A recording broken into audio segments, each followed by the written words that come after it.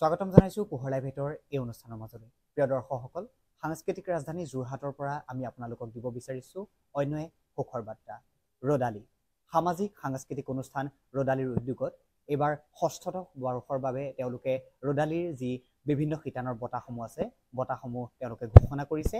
আৰু সামাজিক সাংস্কৃতিক অনুষ্ঠান ৰদালিয়ে সামাজিক ক্ষেত্ৰখনত বা সাংস্কৃতিক ক্ষেত্ৰখনত ভিন্ন শিতানত বিগত ১৫টা বৰ্ষ জুৰি বিভিন্ন অসমৰ পুৰুধা ব্যক্তিসকলক যিসকলে সামাজিক ক্ষেত্ৰত বা সাংস্কৃতিক ক্ষেত্ৰত বৰঙণি আগবঢ়াই আহিছে তেওঁলোকক বঁটা প্ৰদানেৰে অনুপ্ৰাণিত কৰি আহিছে।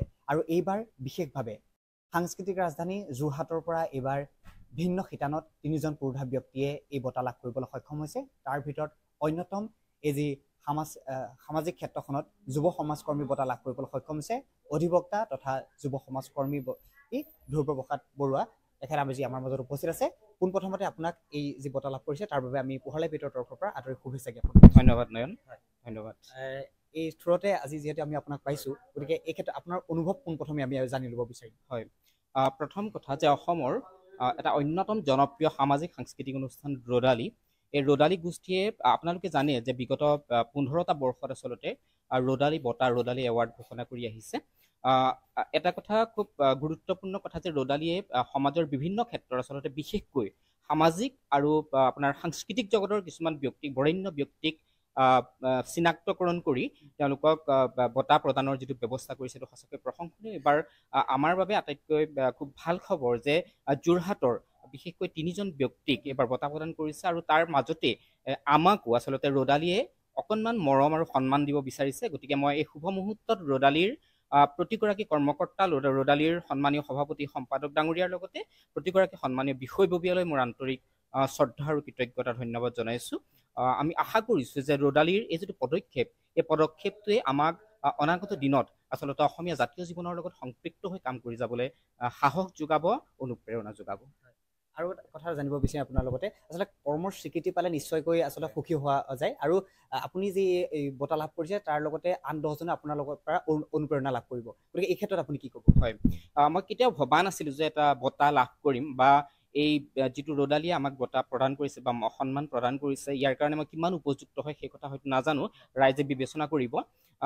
আমি বিগত দিনত আচলতে কি কৰিছিলোঁ যে আপোনালোকৰ অকণমান আশীৰ্বাদ আছিলে সংবাদ মাধ্যমৰ যে আমাৰ যিকোনো সমস্যা, যিকোনো জ্বলন্ত সমস্যা যোৰহাটৰে হওক বা সমগ্ৰ অসমৰ যিবিলাক জ্বলন্ত সমস্যা বা অসমৰ যিবিলাক জাতীয় ইছ্যু, সেই ইছ্যুবিলাকত মাত মতাৰ সৌভাগ্য হৈছিলে। আপোনালোকৰ সংবাদ মাধ্যমৰ জৰিয়তে দুই এটা কথা ৰাইজৰ আগত দাঙি ধৰাৰ সৌভাগ্য হৈছিলে বা যিসকল আমাৰ সমাজৰ শোষিত নিষ্পেষিত মানুহ, সেইবিলাক মানুহৰ হৈ দুআষাৰ কথা ক'বলৈ ৰাইজৰ আগত তেওঁলোকক দাঙি ধৰিবলৈ অকণমান সুবিধা পাইছিলোঁ। গতিকে মই ভাবোঁ, আৰু ইয়াৰ উপৰিও কিছুমান ৰাজনৈতিক বিষয়তো মই শেহতীয়াভাৱে মন্তব্য প্ৰদান কৰিছিলোঁ বিভিন্ন সংবাদ মাধ্যমত আৰু এজন নিৰপেক্ষ ব্যক্তি হিচাপে। গতিকে মই ভাবোঁ যে ৰদালিয়ে হয়তো ক'ৰবাত বা মোক যিসকলে নিৰ্বাচিত কৰিলে, শুভাকাংক্ষীসকলে বা ৰদালিৰ যিটো গোষ্ঠী, ৰদালি গোষ্ঠীৰ যিসকল বিষয়ববীয়া তেওঁলোকে যিটো মোক নিৰ্বাচিত কৰিলে, আৰু এইটো আচলতে এটা প্ৰধান কাৰণ বুলি মই আজিৰ তাৰিখত অনুভৱ কৰিছোঁ। গতিকে আশা কৰিছোঁ এনেধৰণৰ বঁটা বাহনবিলাকে আচলতে আমাক সাহস দিয়ে, অনুপ্ৰেৰণা দিয়ে, যাতে অনাগত দিনত আমি সমাজৰ হৈ কাম কৰি যাব পাৰোঁ, অনাথজনৰ হৈ আমি দুআষাৰ মাত মাতিব পাৰোঁ বা যিসকলে হয়তো কেতিয়াবা ভয় কৰে কিছুমান কথাত মাত মাতিবলৈ বা তেওঁলোকৰ প্ৰতিভা সুপ্ত হৈ থাকে, তেওঁলোকৰ হৈ আমি অকণমান যিকোনো বিষয় চৰকাৰৰ ওচৰত দৃষ্টিগোচৰ কৰিবলৈ চেষ্টা কৰোঁ। গতিকে নিশ্চিতভাৱে এনেকুৱা ধৰণৰ বঁটাই আমাক সাহস দিব, অনুপ্ৰেৰণা দিব অনাগত দিনত সমাজৰ হৈ কাম কৰি যাবলৈ। নিশ্চিতভাৱে আমাৰ ধন্যবাদ জনাইছোঁ। আৰু এটা কথা আমি আপোনাৰ পৰা জানিবলৈ চেষ্টা কৰিম। ৰদালিৰ যিখন বঁটা প্ৰদান কৰা মঞ্চ, একেখন মঞ্চতে চম্পক শৰ্মা, অৱতাৰ সিং, জয়ন্ত নাথকে ধৰি এনেধৰণৰ পুৰুধা ব্যক্তিসকলক সম্বৰ্ধনা জ্ঞাপন কৰা হ'ব, বঁটা প্ৰদান কৰা হ'ব। সেই একেখন মঞ্চতে কিন্তু আপোনাকো বঁটা প্ৰদান কৰা হ'ব। গতিকে এনে পুৰুধা ব্যক্তিসকলৰ লগত আপুনিও বঁটা গ্ৰহণ কৰিবলৈ পাই নিশ্চয়কৈ আনন্দিত।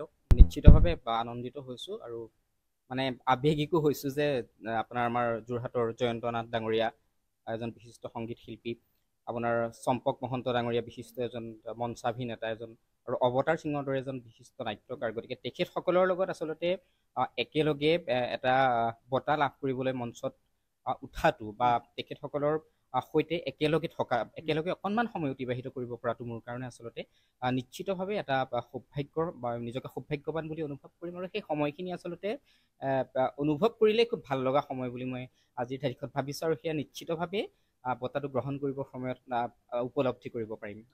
আমি আৰু এটা কথা জানিব বিচাৰিম, প্ৰিয় দৰ্শকসকলে নিশ্চয় তেখেতৰ ড্ৰেছ কোড দেখি আচলতে উন্নপন কৰিব পাৰিছেই যে আপুনি পেছাগতভাৱে অধিবক্তা বৃত্তিৰ লগত জড়িত। তথাপিও সামাজিক ক্ষেত্ৰখনৰ কাৰণে আপুনি কিন্তু প্ৰত্যেকটো সময়ত মাত মাতি আহিছে বা সময় উলিয়াই আহিছে। জাতীয় দায়বদ্ধতা আপোনাৰ নিশ্চয়কৈ আছে, গতিকে এই ক্ষেত্ৰত কি ক'ব? নিশ্চিতভাৱে মই প্ৰফেশ্যনেলি এজন এডভোকেট অধিবক্তা, বৃত্তিগতভাৱে যদিও অধিবক্তা তথাপিও কিন্তু সামাজিকভাৱে যথেষ্ট দায়বদ্ধ হৈ থাকিবলৈ বিচাৰিছোঁ। আৰু সেইটো হয়তো মোৰ এটা অন্তৰৰ এটা আহ্বান বুলি মই ক'ম যে মই আচলতে মই খুব জাতীয়তাবাদী শিবিৰৰ মানুহ হিচাপে নিজকে পৰিচয় দিবলৈ ভাল পাওঁ। আৰু সেইকাৰণে বিভিন্ন জাতীয় দল সংগঠনবিলাকৰ লগত আচলতে মোৰ খুব ভাল সম্পৰ্ক আছে, সকলোৰে লগত খুব ভাল সম্পৰ্ক আছে। আৰু নিজকে সমাজৰ হৈ কাম কৰিবলৈ খুব ভাল লাগে। সেইকাৰণে মই আমাৰ প্ৰফেশ্যনেল লাইফৰ মাজতো মই যিকোনো কামত যদি মই জাতীয় স্বাৰ্থত যদি যাব লাগে মই গুচি যাওঁ। কাৰণ মই তেতিয়া হয়তো মোৰ কেতিয়াবা কোনোবা ক্লায়েণ্ট আহিলেও মই ৰখি নাথাকোঁ, আৰু কেতিয়াবা হয়তো ৰাতিও মই গুচি আহোঁ। নিশ্চিতভাৱে যদি মোক কোনোবাই মাতে বা অনুৰোধ কৰে যে এনেকুৱা এটা বিষয় লৈ আহিব লাগে, গতিকে মই নিশ্চিতভাৱে আহোঁ, কাৰণ জাতীয় দায়বদ্ধতাটো মই আগত ৰাখোঁ। আৰু জাতিটো আচলতে আমাৰ প্ৰথম কথা।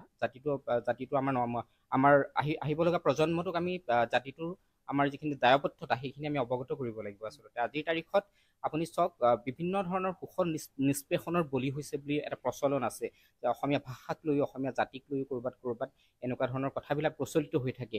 কিন্তু আমি নৱপ্ৰজন্মৰ এজন যুৱক হিচাপে আমি নিশ্চিতভাৱে অসমীয়া ভাষা ৰক্ষাৰ ক্ষেত্ৰত, অসমীয়া জাতি ৰক্ষাৰ ক্ষেত্ৰত আমি গঠনমূলকভাৱে জাতীয় যিবিলাক ইছ্যু সেইবিলাকত মাত মাতিব লাগে, গণতান্ত্ৰিকভাৱে মাত মাতিব লাগে। আৰু নিশ্চিতভাৱে জাতীয় দায়বদ্ধতা থাকিলেহে আচলতে আমি নিজকে এজন অসমীয়া হিচাপে পৰিচয় দিবলৈ ভাল পাম। বেলেগ দেশত তেওঁলোকে নিজৰ যেনেকৈ কমিউনিটিৰ ক্ষেত্ৰত গুৰুত্ব দিয়ে বা ৰাজ্যবিলাকৰ কথা কৈছোঁ, আমাৰ অসমতো আচলতে প্ৰতিজন অসমীয়া আমি নিজস্ব আমাৰ ভাষাটোৰ ওপৰত অত্যাধিক গুৰুত্ব দিব লাগে। কাৰণ ভাষা থাকিলেহে আমাৰ জাতি থাকিব। গতিকে জাতীয় দায়বদ্ধতাটো মোৰ কাৰণে প্ৰথম। নিশ্চিতভাৱে তাৰপিছতে আচলতে মই ওকালতি বৃত্তিটো গ্ৰহণ কৰোঁ। আচলতে সেইকাৰণে জাতীয় দায়বদ্ধতাটো প্ৰথম পৰিচয় হ'ব লাগে। আপোনাৰ এই যি সফলতা, এই সফলতাত সংবাদ মাধ্যমৰ লগতে যোৰহাটৰ কিন্তু সচেতন মহলো যথেষ্ট উৎসাহী হৈছে। গতিকে এই বঁটা প্ৰদানে আপোনাৰ সম্বৰ্ধনা যি জ্ঞাপন কৰিব, তাৰ পৰা আপুনি নিশ্চয় দুগুণে উৎসাহী হৈ দুগুণে কৰ্মৰ ক্ষেত্ৰখনত আগবাঢ়ি যাবলৈ আপুনি অনুপ্ৰেৰণা লাভ কৰিব। হয়, মই প্ৰতিজন শুভাকাংক্ষীক ধন্যবাদ জনাইছোঁ। মোক ছাপোৰ্ট কৰা প্ৰতিজন শুভাকাংক্ষীক, ৰদালি গোষ্ঠীক ধন্যবাদ জনাইছোঁ প্ৰতি সকলোকে, আৰু সংবাদ মাধ্যমক বিশেষকৈ ধন্যবাদ জনাইছোঁ। আজি পোহৰ লাইভেটক মই ধন্যবাদ জনাইছোঁ। আপোনালোকে এই বিষয়টোৱে নিউজটো যথেষ্ট গুৰুত্ব সহকাৰে আপোনালোকে লৈছে। আৰু বিশেষকৈ পোহৰ লাইভেটৰ লগত মোৰ এটা খুব ওতঃপ্ৰোত এটা সম্পৰ্ক আছে। বিশেষকৈ পোহৰ লাইভেটৰ মুখ্য সম্পাদক মোৰ শ্ৰদ্ধাৰ ককাইদেউ অমৰ বৰুৱাদেৱৰ লগত এটা সুসম্পৰ্ক আছে। গতিকে তেখেতক মই ধন্যবাদ জনাইছোঁ, কৃতজ্ঞতা তেখেতৰ ওচৰত সদায় মই কৃতজ্ঞ। আচলতে সমগ্ৰ পোহৰ লাইভেটৰ পৰিয়ালটোৰ ওচৰতে মই কৃতজ্ঞ। আপোনালোকক ধন্যবাদ জনাইছোঁ, কাৰণ এনেকুৱা এটা বিশেষ অনুষ্ঠান পোৱাৰ আগমুহূৰ্তত যে আপোনালোকে আহি মোক দুআষাৰ কথা আপোনালোকে মোৰ মনৰ অনুভৱ জানিব বিচাৰিছে, সেইকাৰণে ধন্যবাদ জনাইছোঁ। মই ৰদালি গোষ্ঠীৰ আচলতে প্ৰতিজন ব্যক্তিৰ ওচৰত মোৰ অন্তৰৰ গভীৰতম কোণৰ পৰা ধন্যবাদ আৰু কৃতজ্ঞতা প্ৰকাশ কৰিছোঁ। নিশ্চিতভাৱে প্ৰিয় দৰ্শকসকল, এয়া আছিল ধ্ৰুৱপ্ৰসাদ বৰুৱা। ষষ্ঠদশ বৰ্ষৰ বাবে ৰদালি সামাজিক সাংস্কৃতিক অনুষ্ঠানে এইবাৰ যি গুৱাহাটীত বঁটা প্ৰদান কৰিব, তেখেতে এইবাৰ যি যুৱ সমাজকৰ্মী বঁটা লাভ কৰিবলৈ সক্ষম হৈছে। পোহৰ লাইভেটৰ তৰফৰ পৰাও তেওঁলৈ জনালোঁ অফুৰন্ত শুভকামনা। যোৰহাট তথা অসমবাসীৰ বাবে সুখবৰ। উজনি অসমৰ লগতে যোৰহাটৰ শিশু, যুৱক যুৱতী, মহিলাসকলৰ বাবে এয়া সুখবৰ। যোৰহাটত মুকলি হ'ল লেকমি চেলুন। যোৰহাটৰ গড় আলিৰ এপ'ল' টাৱাৰৰ প্ৰথম মহলাত মুকলি ভাৰতবৰ্ষৰ অন্যতম জনপ্ৰিয় salon Lakme salon. Lakme salon মানে ভাৰতবাসীৰ নিৰ্ভৰযোগ্য প্ৰতিষ্ঠান। লেকমি চেলুনখনত আপুনি পাব বিভিন্ন ধৰণৰ সুবিধা, য'ত অত্যাধুনিক যন্ত্ৰৰে আপোনাক সজোৱা হ'ব। ইয়াত বিভিন্ন bridal package, makeup artist, skin care, hair dresser সুবিধা উপলব্ধ হ'ব, য'ত থাকিব ৰেহাই মূল্য।